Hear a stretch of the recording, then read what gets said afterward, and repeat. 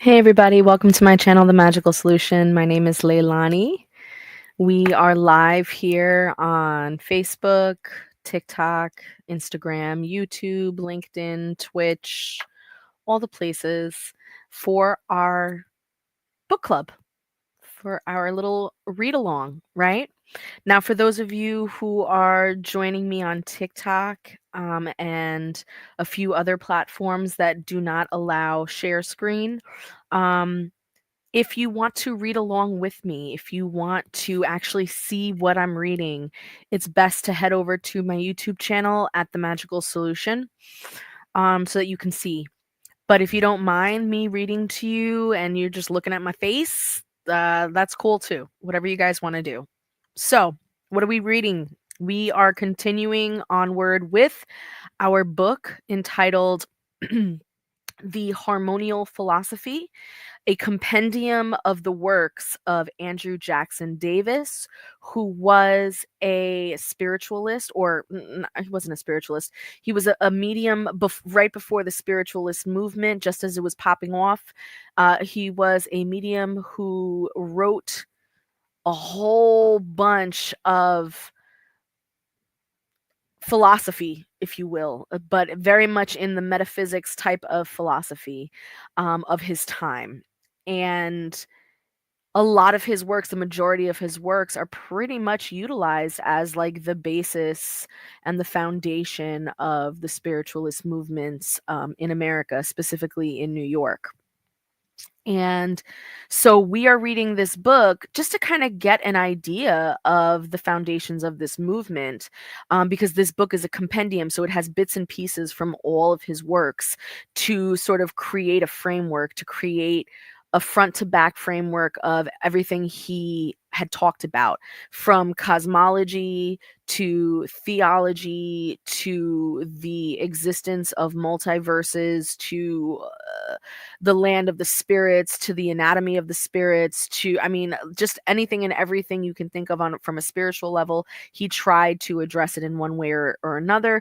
And so this is a compendium of all of those bits and pieces to create a cohesive sort of narrative. And that's why I chose this one as opposed to just picking one of his works, right? So this is a really meaty, a really juicy book that we're talking about here. We're looking at 400, 600 pages. But we're chomping through it. We're on book number 4, chapter 10. Now, for those of you who are joining us for the first time, please, like, don't stress out. Don't feel bad if you haven't been here for the previous chapters or the previous books.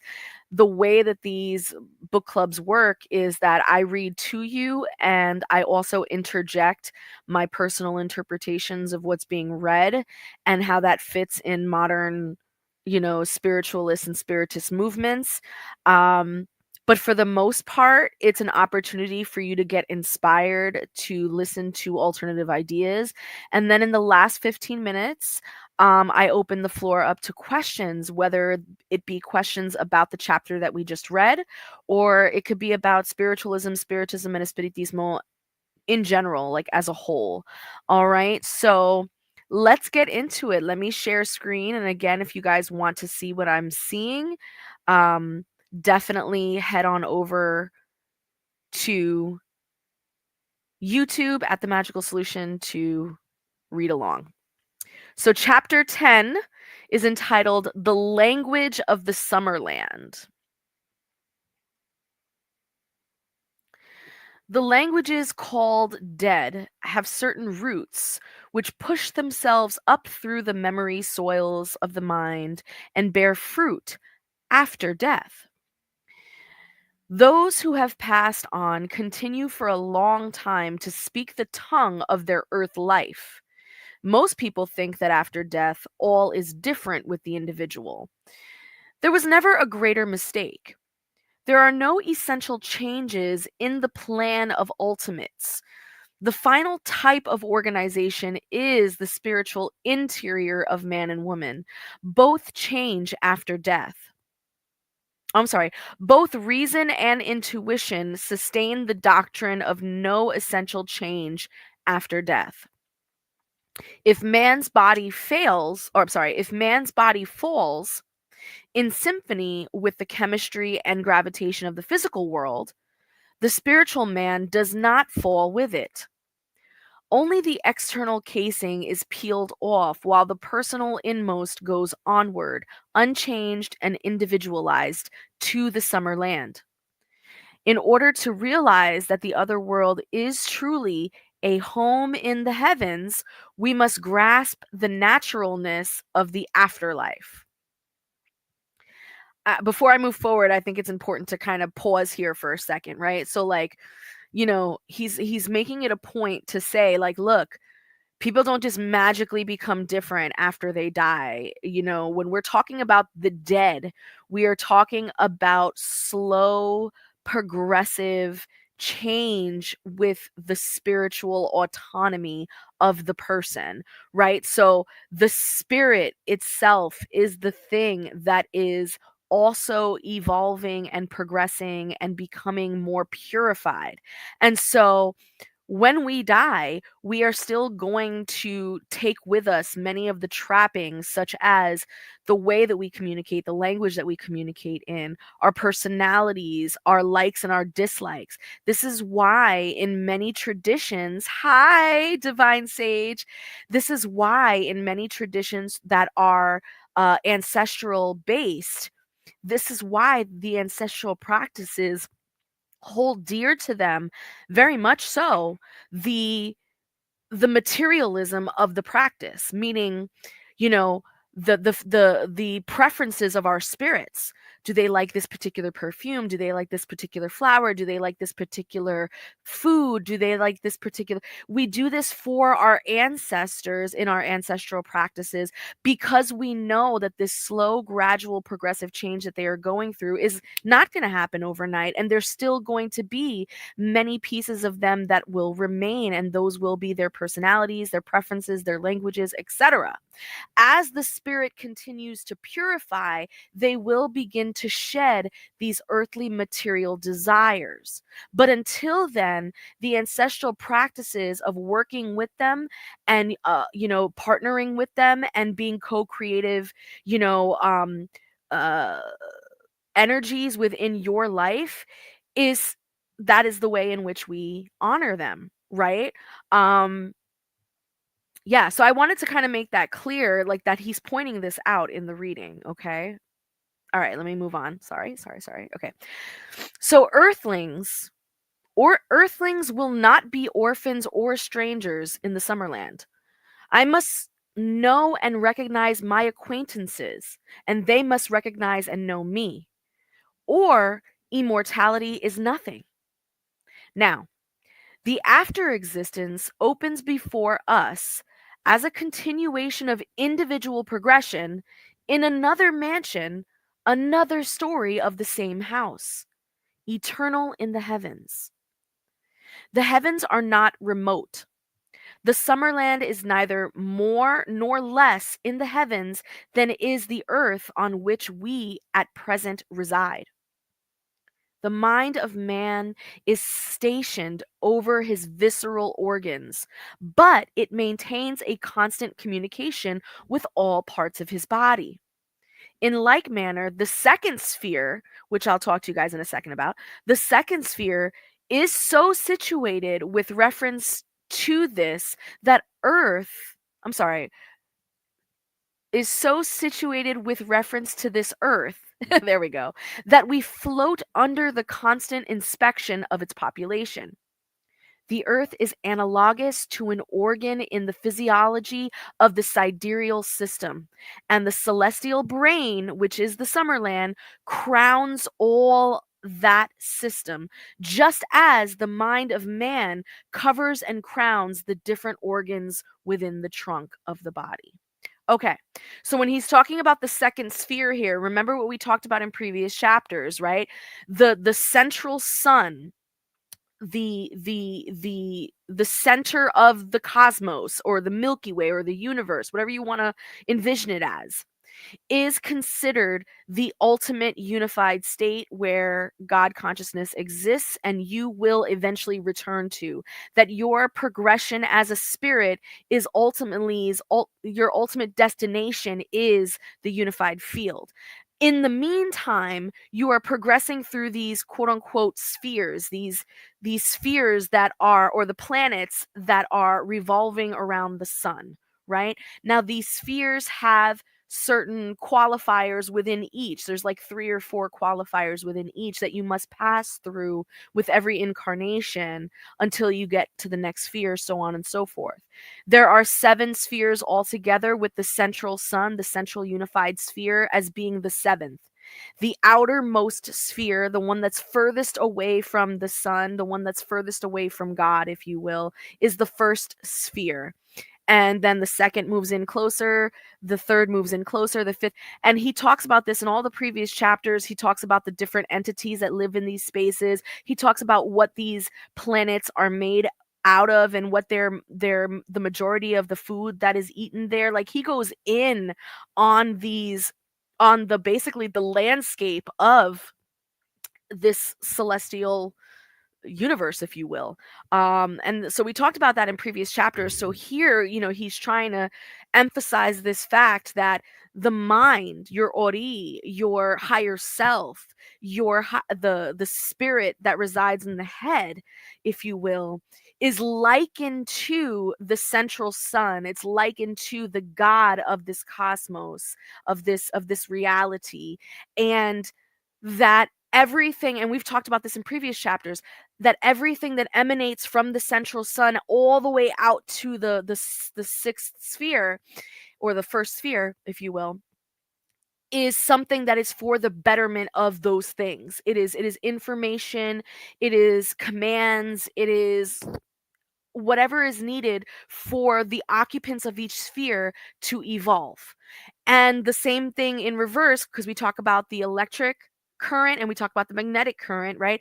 So the same thing in reverse, when we die, our spirit moves towards, and the information of our spirits goes to the central sun, so that then the central sun can adjust its commands, adjust its things to then send out electrical messages to help again improve us. So it is a beautiful exchange. It is the infinity sign of information and growth and all of that beautiful stuff, right? And so in this paradigm that he's talking about here, your mind is works in the same way with the rest of your body. Your mind is constantly sending signals out to the rest of your body, and your body is sending signals back to the mind to let it know what the mind needs to then do to tell, like, what does the mind need to tell the body in order for the body to fix itself in whatever disabilities it might have in this particular lifetime, right?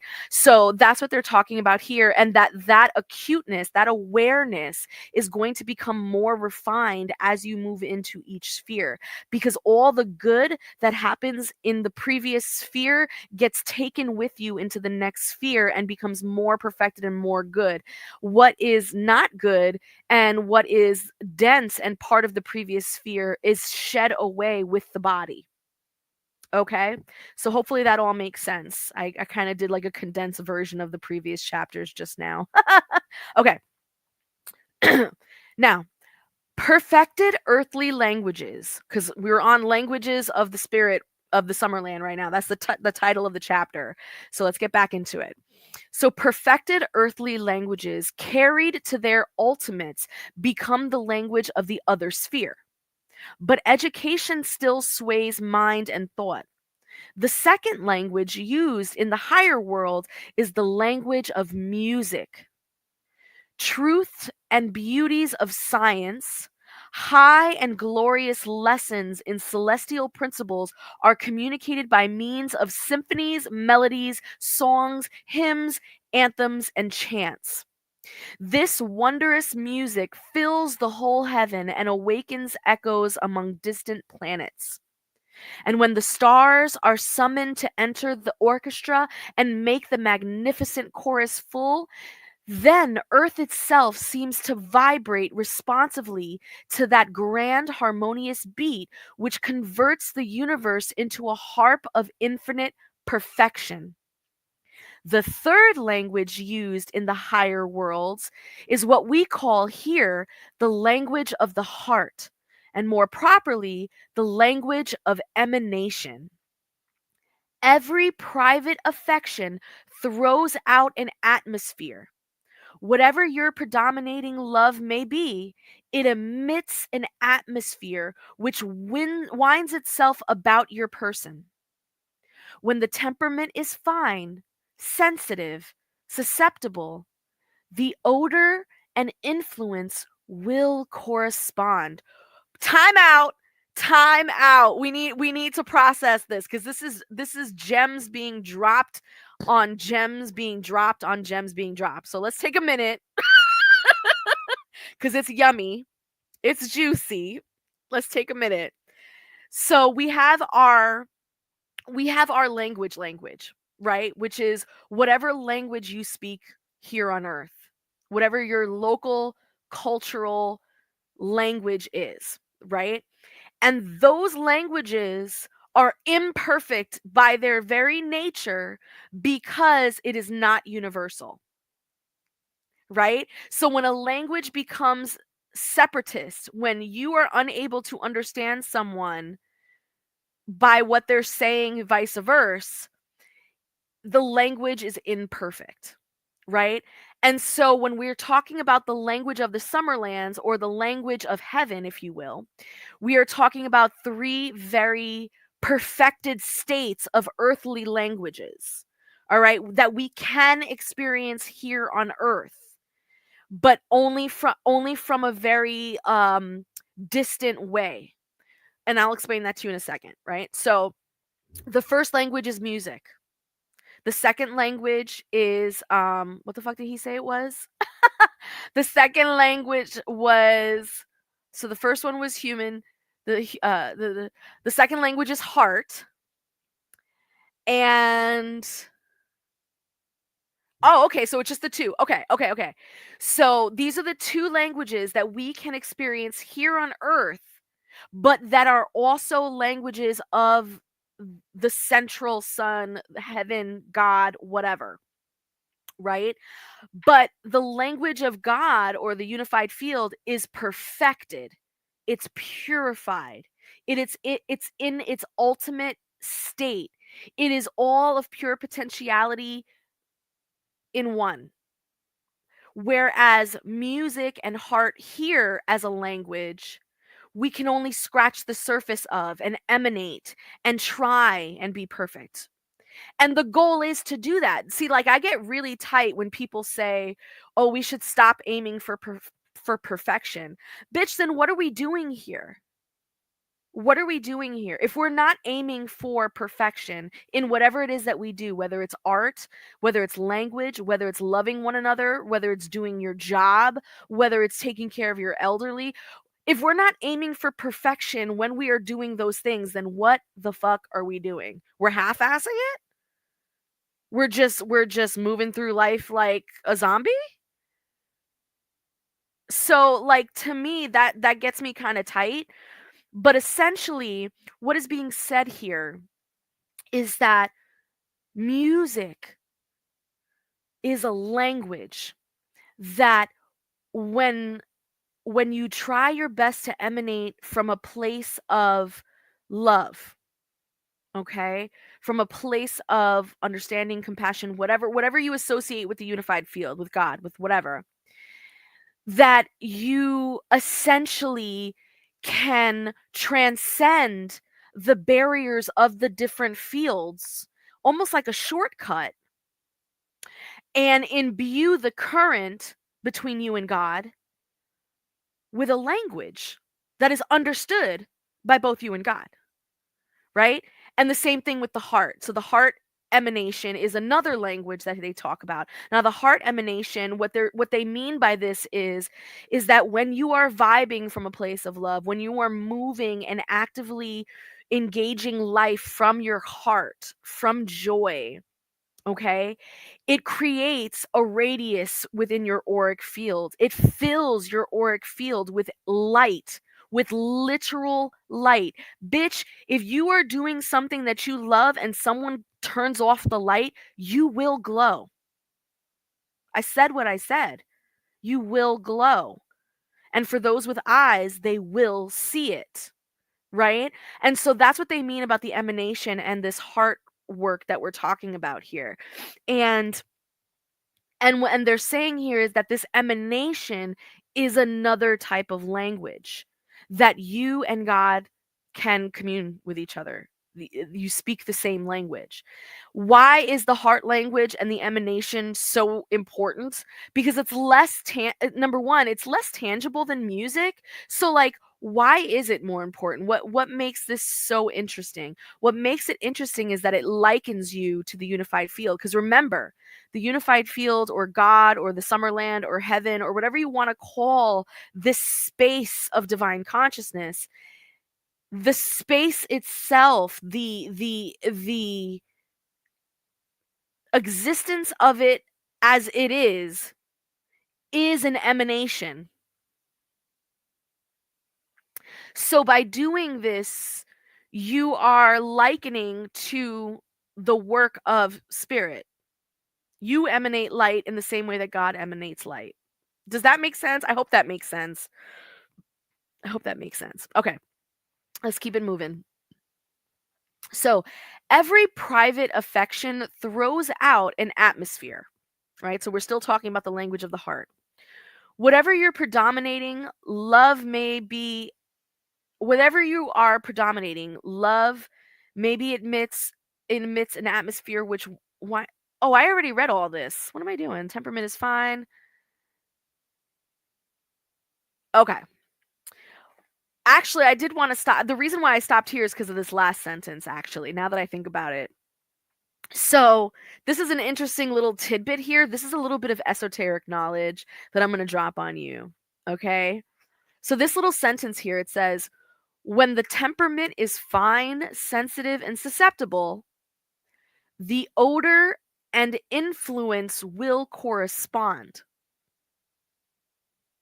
Okay. So, what they're talking about here is when you are moving from the heart and it emanates out into your auric field, there will be an odor and an influence that corresponds to that. And anyone who has taken my classes knows what I'm talking about here. Okay? And if you don't know what I'm talking about, I highly suggest you go to my website, sign up for my classes, okay? Because my students don't fuck around. Like when we get in, we go in, okay? Anyway, let's get back. So, in the Summerland, this language of the heart is carried to an inconceivable degree of perfection and is the only medium of communication in the higher spheres. It is the language of absolute contact, of personal love atmospheres, by which is meant that two persons meeting face to face meet also heart to heart and are friends forever. On earth, it is but has hands and eyes or lips that touch and speak. There it is the sweet and perfect meeting of soul with soul. Souls inhale and understand each other. There sweeps through the heart the satisfaction of perfect appreciation of the wisdom of brother, sister, or companion. Your secret history is told wordlessly and is forever known. The details of your earth life are understood with all their bearings on your character. The steps are also comprehended that have brought you to your present position in the upper existence. Such confirmation constitutes the happiness which diversifies and exalts the inhabitants of these spheres. This interior, unspeakable language is sometimes called the language of communion, which poets try in vain to reach, which music nearly approaches, which its with its unsearchable attributes. So when your love is warmest and deepest, you catch the rudiments of this celestial conversation. It's so exalting to all who dwell under its blessing in the Summerland. And let it be affirmed once more that words are not the most eloquent expressions of the soul. There is no joy so intense as that which sparkles in the eye and crimsons the cheek, yet refuses the aid of the voice. There is also no grief that which does not speak. There is a mental electricity more mysterious far than the subtle fluid that thrills through the material substances. Pleasant indeed is the solitude which is broken only by the silent speech. The speech of spirits drops upon the internal tympanum. I don't know what that means. I'm gonna have to look that up. Like music from over the sea. The words are distinct as bugle notes, but they affect the mind as childhood kisses do the lips, leaving a sweet presence and benefaction behind them. Words of wisdom spoken by angel lips exceed the melody of all earthly music. If you can fancy the voice of silvery streams flowing over cascades of golden sunbeams, or the throbbing of deathless joys through roseate chambers of the pure heart, you may conceive somewhat of spirit voices as heard by such as have ears to hear. Woo! Oh my God. Again, Andrew Jackson Davis is getting poetic up in this bitch. He is so poetic. But yes, so essentially, you know, it kind of goes in levels, if you will. It kind of goes in levels, right? So we have the language of music, which is a language that we have here on earth that can come close to the language of the upper spheres and of this upper spirits, right?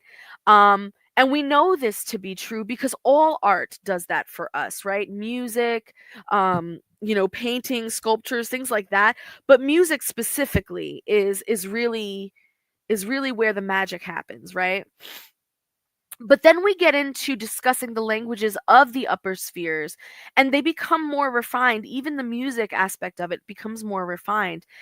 And then we go even further when we talk about this heart space and moving from this heart space. It goes so far as to say, we don't even need words, we don't even need music. If anything, the heart and the communication of the heart emanates so much that music falls short, words fall short, experiences fall short, emotions fall short.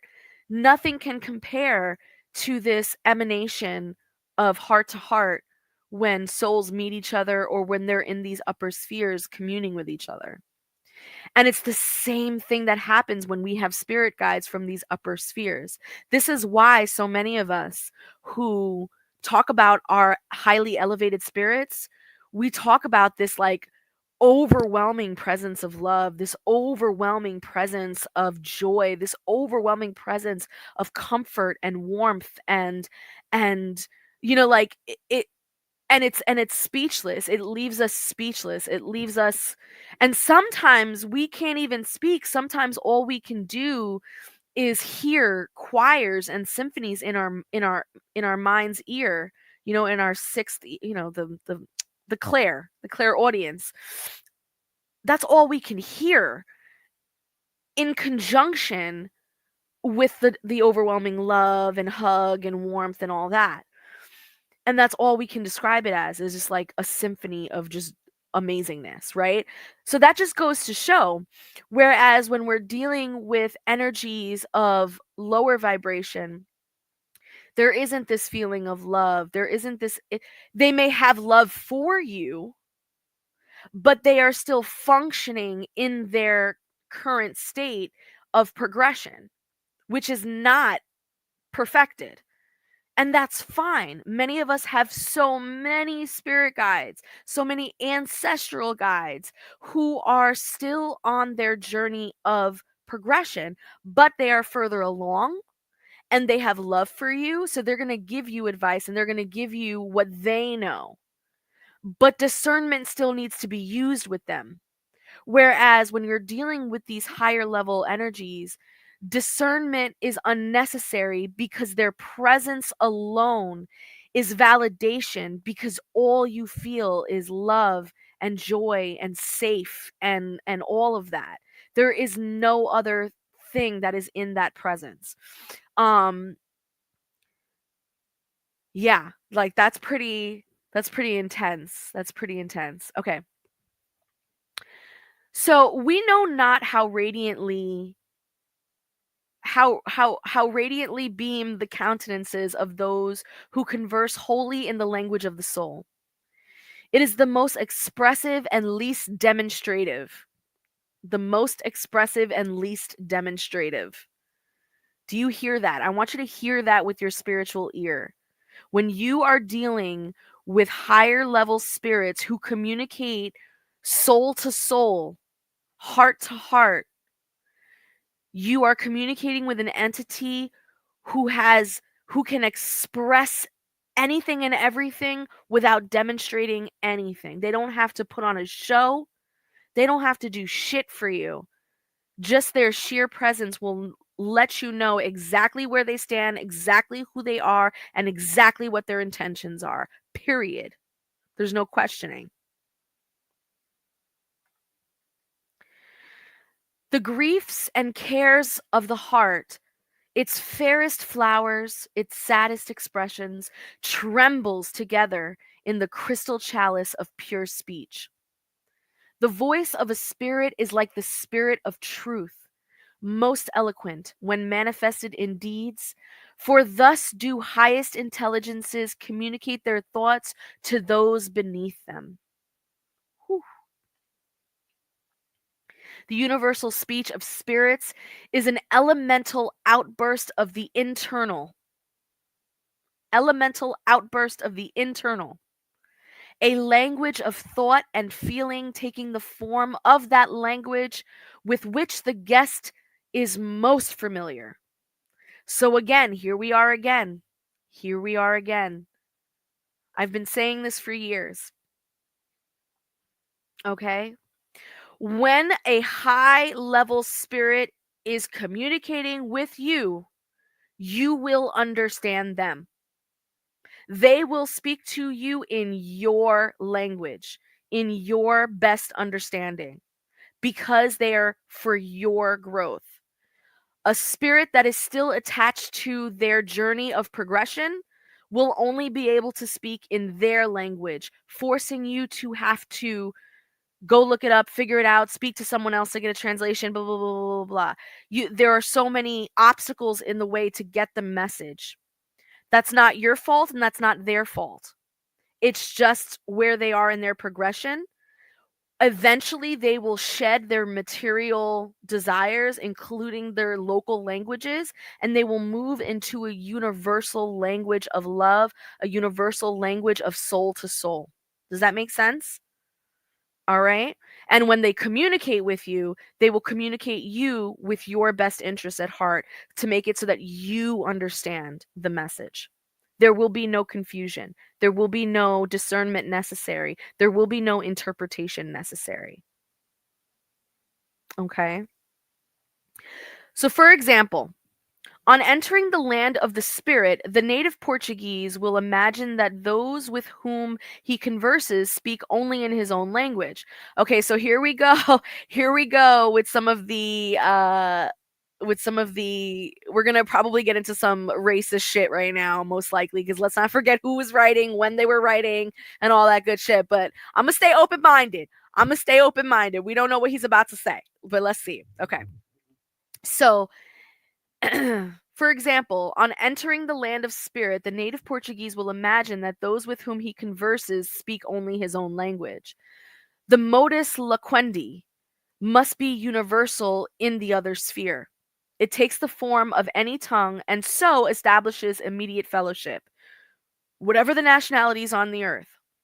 Finally, insomuch as spirits are transparent in respect of their thoughts and affections, they can never say one thing and mean another.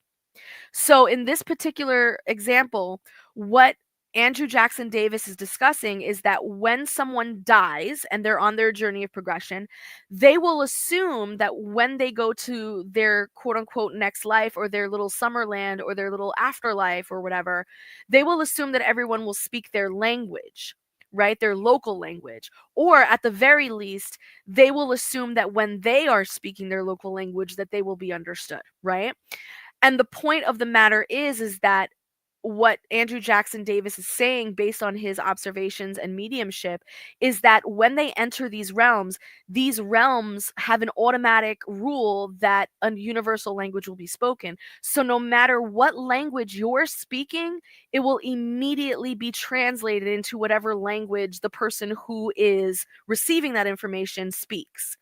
So even if you guys both die around the same time and enter a summerland, and you guys are from different parts of the world, in that summerland you will still understand each other even though you guys are both speaking your native tongues, because in that summer realm the languages become automatically universalized in your perception. Okay, so that's what he's saying here.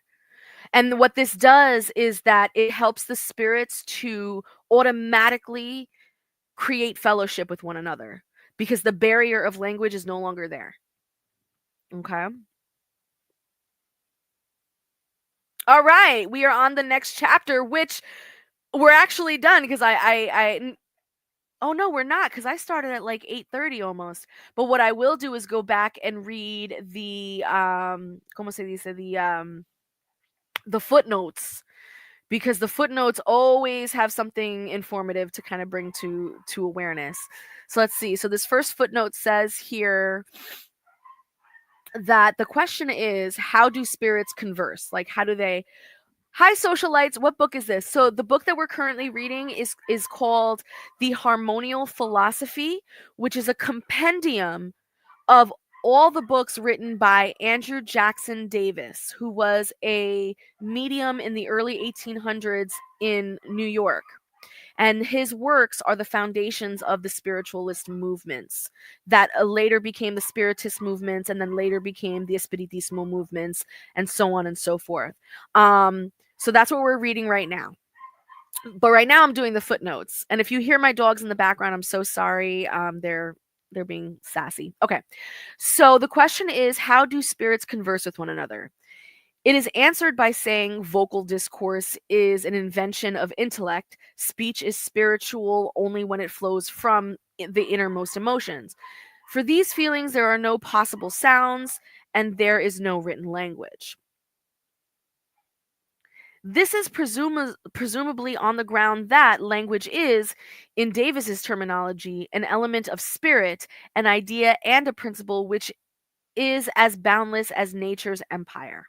Okay, so essentially what he's saying here, or the footnote is referring to, is that in Andrew Jackson Davis's mind, right, all things that have natural uh place in this physical realm and in this first sphere will also have natural place in the other spheres as well, but they'll be more perfected, right?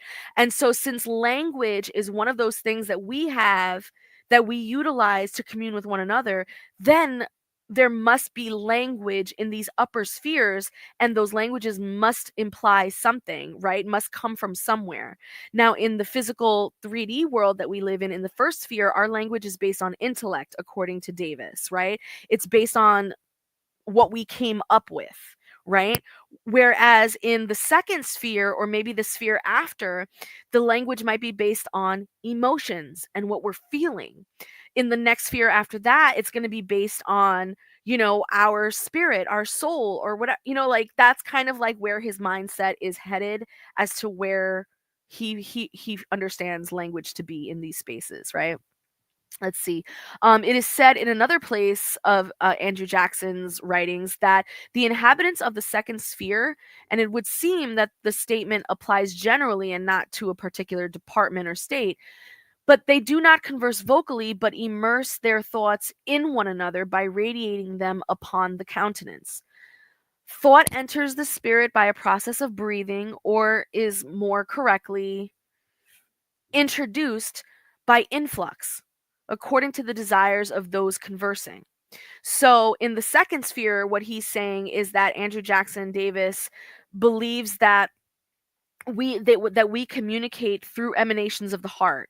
And so when we are communicating our feelings, right, it emanates out into our auric field, and all the person who is receiving that information needs to do is take a breath in And when they breathe in that emanation, and then therefore it gets computed, translated, they understand it, and they can then emanate as well. And there's this exchange happening.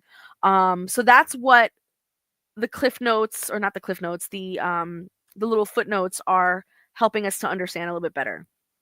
Now, they're also saying here that they perceive thought by and through the eyes, insomuch as the latter, like the general countenance, are an index to the quality and the interior of the workings, right?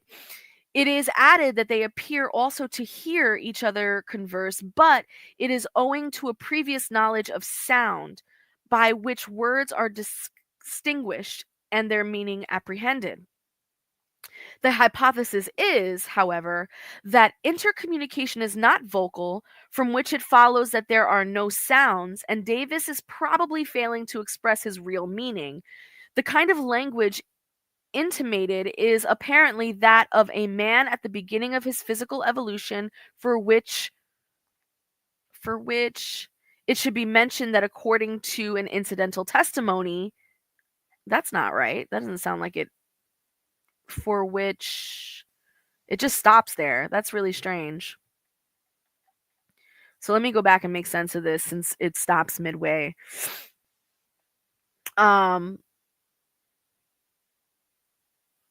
Okay. So essentially what Davis is trying to say here, or the guy in the footnotes, the one compiling all this stuff, what he's trying to say is, although we have the capability, according to Davis, although we have the capability to hear sounds, to be able to read someone's body language, to be able to look into their eyes and sense certain, we have all of those capabilities because we took those with us from the first sphere into this second sphere. It is, however, not needed because we emanate in the second sphere and we communicate through these emanations. Okay? All right. So it should be mentioned that according to an incidental testimony of Davis, he was in the habit of communicating personally with spirits after an inward way in which soul spoke to soul, and after the normal mode of physical speech when he was answered in the same manner.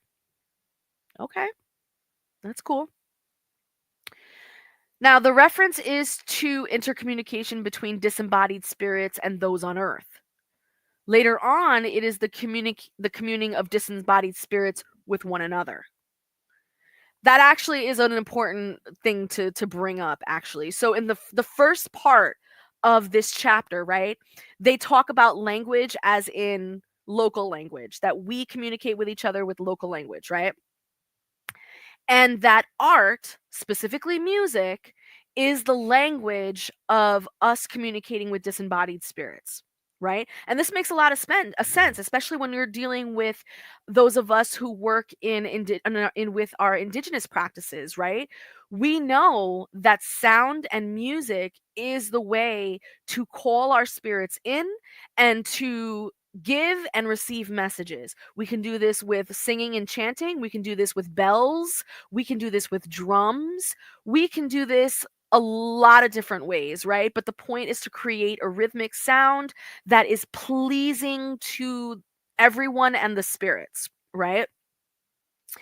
But then later on in the chapter, he switches over to spirits communicating with other spirits.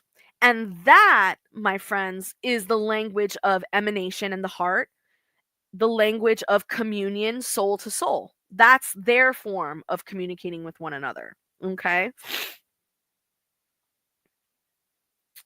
Anything else?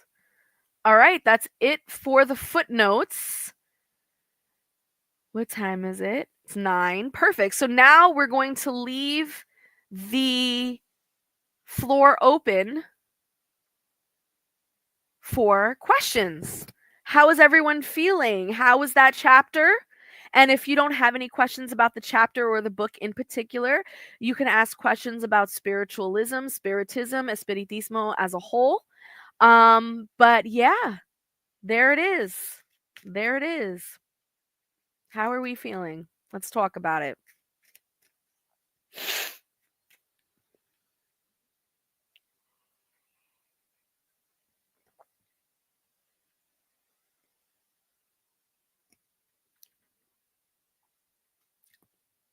How do I feel about materialism as it relates to dolls? Are you referring to spirit dolls? Are you referring to dolls that have been spirited with an energy? Okay. So, yeah, so here's the thing. When we're talking about it's really difficult to answer these questions because there's no one size fits all, but there is a lot of evidence to suggest that when we are dealing with spirits of a higher order, they cannot be encapsulated in anything material. They can't materialize. And they can't materialize, not that they can't. Let me try and rephrase this. Not that they can't. They shall not materialize because essentially we are talking about spirits that have purified themselves so much so that it would be contaminating to them in a way. And this is not coming from a space of Christian purity. I am not saying that you and I here in the physical 3D that we're disgusting, that we are filthy, that we're sinful, like none of that. Absolutely none of that. But our energy is denser. It's denser. It's a fact that physical 3D versus 4, 5, 6 is denser. And that density is not something that they wish to materialize in. They have already moved past that. And so to try and trap an upper level spirit into these dolls, crystals, jars, whatever, will not work. According to this understanding, according to this framework. What you can put in dolls and in crystals and in jars and bottles and things like that are energies of this realm. So ancestral spirits, the dead, spirits that are of equal density to us and of lower density. Okay? Because there's even lower than us. We're in the middle somewhere. Okay? So those energies but can absolutely be placed into objects or be called in to occupy a particular space, and can be very, very helpful and useful to us, right? But in terms of the materialism of dolls and how I feel about them personally, I have my own muñecas on my altar. I have spirits that occupy those muñecas, and I love those spirits and they love me, and we are working on each other's elevation. And there will come a point when that spirit will say to me, you can give away the doll now. I don't need her anymore, or I don't need it anymore. And it'll be a beautiful, blessed day to be able to give that doll to someone else who is working with their spirits to help evolve them and work them, and be able to say, here, like, I hope that this doll resonates with your spirit. I hope that your spirit would love to occupy this doll. It is filled with so much beautiful energy that I've worked on with my spirit, and it has blessings attached to it, and I hope you enjoy it. I can't wait for that day. I can't wait for that day. Absolutely. Absolutely. By the way, Untethered CJ, I love that name. That's a really cool name.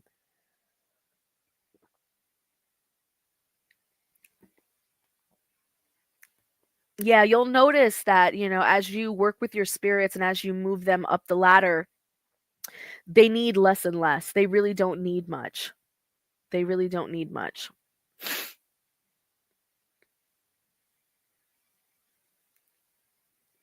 I have to read that book.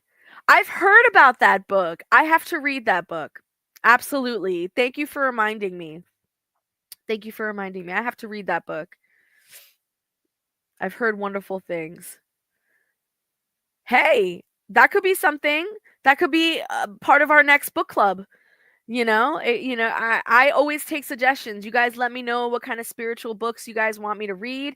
Right now, we're going over spiritism, and espiritismo. We're covering a lot of the foundational texts regarding this particular philosophy, and then I'll move on to a different philosophy, maybe like Taoism or Buddhism or Hinduism or something like that. And we'll go through like the Bhagavad Gita. We'll go through some certain foundational texts and we'll take it from there. But yeah, like I can't wait to read that book.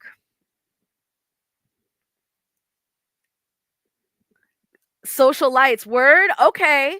Okay. I'm getting on it. I'm gonna get on it. Absolutely. Absolutely. Oh, I love book recommendation. Thank you guys. Oh, you're making me giddy.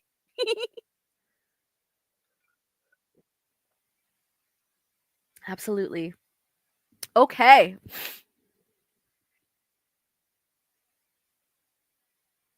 Mm. So yeah, I mean, look, so there is okay. So let me try and say it this way because I don't want to insult anybody and I don't want to discredit what your previous espiritista said to you because there is some truth to that. There absolutely is some truth to that. Now, I want you to do your best to kind of disassociate that. Oh, by the way, those of you who are watching from YouTube, sorry, the question was, or the statement was, I had an espiritista say that we are all born with lower level spirits attached to us. I cannot find anything about that and it doesn't really resonate with me, right? So, I want you to disassociate this thought from Christian thinking. Being born with certain causas and with certain lower level spirits is not the same thing as being born in sin. So we need to rip those two pieces apart because there are going to be a lot of espiritistas, a lot of spiritualists who still have a lot of colonized Christian Catholic ideologies attached to their readings, right? And that's another thing you need to do when you're shopping around to get read by an espiritista. Find out, are they an espiritista 100% espiritista, or are they an espiritista that is attached to another religion? Are they attached to Palo? Are they attached to Lukumi? Are they Catholic? Are they this? Are they that? Because then that will tell you how their espiritismo readings are going to be informed. Okay? So that's number one. Number two, when we're talking about lower vibrational spirits and or causas, right? That we're born with, there's a lot of things that could contribute to that. It could be absolutely, it could be, ancestral, it could be genetic, it could be trauma. It could be a lot of things that are very physical and very mundane. As a matter of fact, it is most likely physical and mundane as to why you would have those things with you, right? But from a spiritual standpoint, there are going to be a few causas or a few quote unquote lower vibrational spirits that are part of your court, your spiritual court, as lessons and as guides through those lessons. Sort of like, you have free will and you have an overall kind of loosey goosey blueprint, but no matter which road you take, there's still going to be one, two, three obstacles that are going to be put in your way that were planned and are supposed to be gone through. And there's going to be no espiritista, no medium, no person who's going to save you from those particular destined incidences. And that's usually something that will be attached to these lower energies or these causas that you are born with, right? And so by understanding them, by working with them, you can essentially navigate those situations a lot smoother. You'll still have to go through them, but you'll go through them much more prepared and much more able to cope, if that makes sense. All right, let me go back because you just going off. Hold on, let me go back. Okay, so my big bro just passed away and he was a Taoist. Oh my God. Got a few books on tantric alchemy. Dope. Taoism is one of my favorite philosophies. As a matter of fact, a lot of my philosophies are rooted in Taoist teachings, like unbelievable. And if you love Taoist teachings, I highly suggest you go to YouTube and follow Benabel Wen. Benabel Wen, or sometimes she's just called Bell. She is absolutely brilliant. Okay, brilliant. Follow her. She gives a lot of free resources out. She's dope. She's a beautiful spirit. I can't remember the name of it, but in some cases, some people are born with an attachment. Right, exactly. It's an Igbo word. Right, exactly. Encourage more viewers to share my live, please. I'm real bad at promoting myself. I'm so bad at that's why I rely on you guys to do that for me. Like, I legitimately, I don't think that way. I don't think that way. I have a business, and my husband, he tears my ass up. So he's like, Leilani, you got to think like a business bitch. And I'm like, I can't, because I'm a spiritual bitch. And he's like, but you got to think like a business bitch, because you can't have a business and not think like a business. But anyway, thank you. Please share my live. I appreciate you guys. Let me see what we got. Um, for balance. Exactly. Ooh, a client that awakened hers due to a car accident. Absolutely.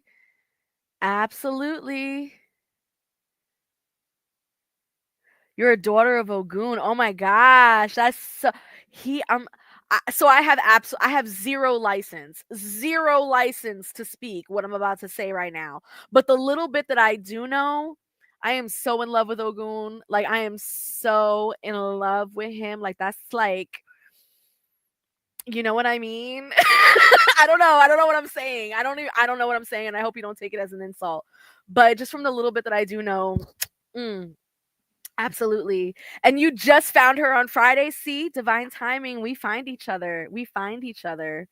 That's what it is. People who think similarly, people who are on the same, vibe, they find each other, you know? You have Olokun. Ah, Maferefun. You are blessed. You are. You are. Absolutely. You guys, this is honestly the most interaction I've ever gotten ever, like, on a live. Like, I'm feeling so, like, am I famous now? Is that how that works? Am I famous now? That's the fighter, Ogun. Yeah. Yeah. So the book that I have been reading and will continue to read, because it's a juicy bitch of a book. Glow up, hey. It's called The Harmonial Philosophy.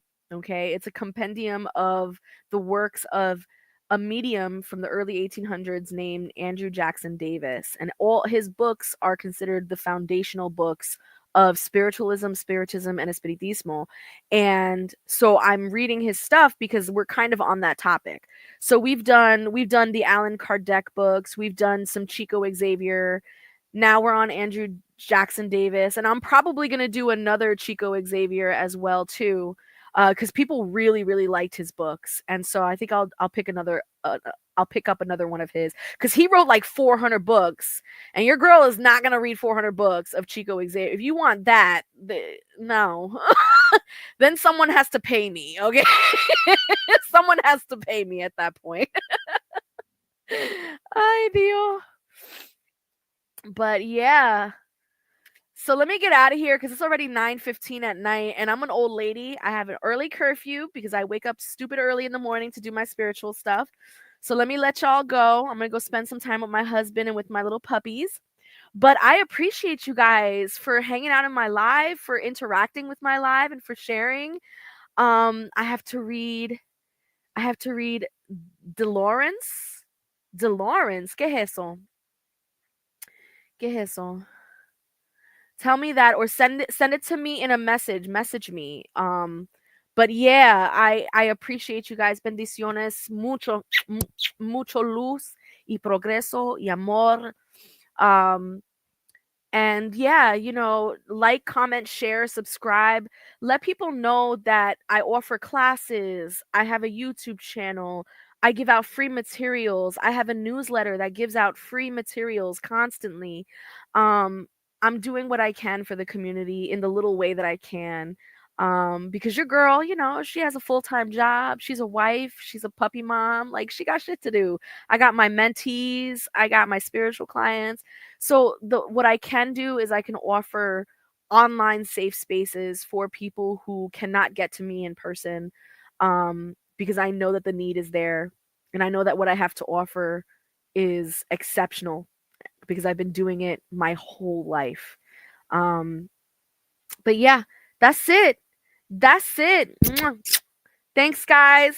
This is how we grow. I'm Leilani, Magical Solution. This is how we grow. Bye.